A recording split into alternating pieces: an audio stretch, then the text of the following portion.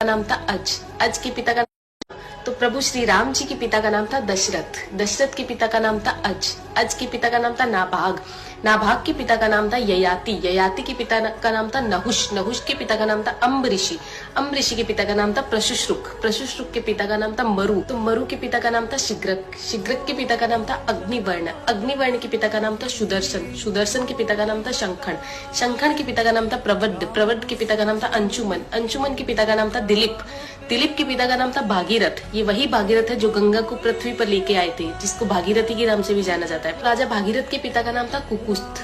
कुकुस्थ के पिता का नाम था रघु। ये रघु वही राजा है जिनके नाम पर ये रघुकुल पड़ा, क्योंकि ये बहुत ही पराक्रमी और तेजस्वी राजा थे। आज भी कहा जाता है कि रघुकुल रीत सदा चली आई, प्राण जाए पर वचन न जाए। तो राजा रघु के पिता का नाम था राजा असमंज। राजा असमंज के पिता का नाम था राजा सगर। राजा सगर के पिता का नाम था राजा असित। राजा असित के पिता का नाम था राजा भरत। राजा भरत के पिता का नाम था ध्रुव संधि। राजा ध्रुव संधि के पिता का नाम था राजा सुसंधि।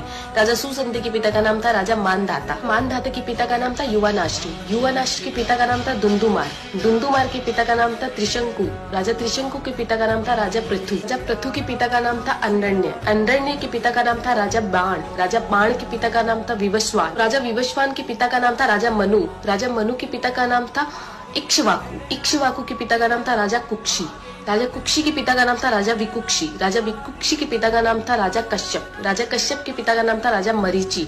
राजा मरीचि के पिता का नाम था ब्रह्मा जी। तो इस हिसाब से हमारे प्रभु श्री राम जी ब्रह्मा जी की 39वीं पीढ़ी है, 39th। तो ज्यादा से ज्यादा ये वीडियो शेयर कीजिए, क्योंकि आने